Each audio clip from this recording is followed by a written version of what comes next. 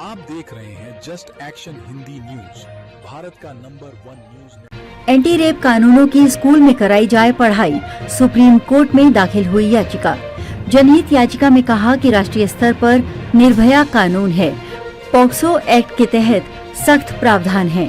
इसके बाद भी महिलाओं के खिलाफ रेप समेत हिंसक वारदातों में कमी नहीं देखी जा रही।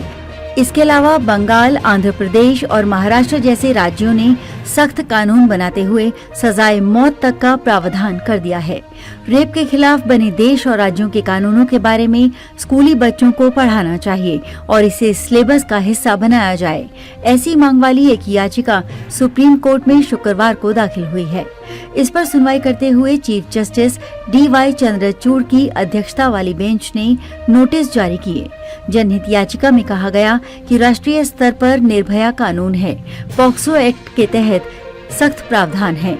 इसके बाद भी महिलाओं के खिलाफ रेप समेत हिंसक वारदातों में कमी नहीं देखी जा रही। इसके अलावा बंगाल, आंध्र प्रदेश और महाराष्ट्र जैसे राज्यों ने सख्त कानून बनाते हुए सजाए मौत तक का प्रावधान कर दिया है। इसके बाद भी घटनाओं में कमी नहीं देखी जा रही।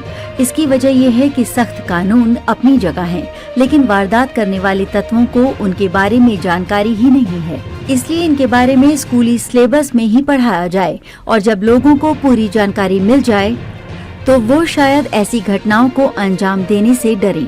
सीनियर एडवोकेट आबाद पोंडा की ओर से दाखिल की अर्जी में कहा गया कि महज सख्त कानून बना लेना ही इसका समाधान नहीं है। आबाद पोंडा ने अर्जी में कहा कि समाज के सभी वर्गों तक ये जानकारी ही नहीं पहुंच सकी है कि महिलाओं के खिलाफ अपराधों पर क्या सजा हो सकती है।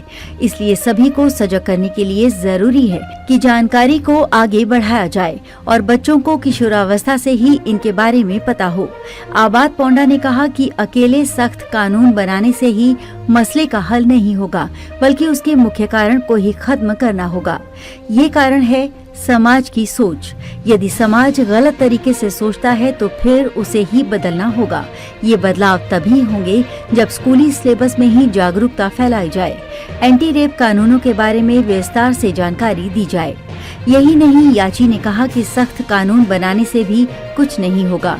इससे तो ये संकट और बढ़ सकता है कि लोगों को गलत मामलों में फंसा दिया जाए। ऐसी स्थिति से बचने के लिए पहला कदम ये उठाना चाहिए कि अपराधों की असल जड़ को ही खत्म किया जाए। देश में पुरुषों के माइंड स्टेट को ही बदलना होगा। महज कानून के डर से ही सब कुछ नहीं होगा। अपने आसपास की खबरों को देखने के लिए वीडियो को ज्यादा से ज्यादा शेयर करें और चैनल को सब्सक्राइब जरूर करें और अपनी राय देना ना भूलें। फिर मिलते हैं अगले बुलेटिन में। तब तक के लिए नमस्कार।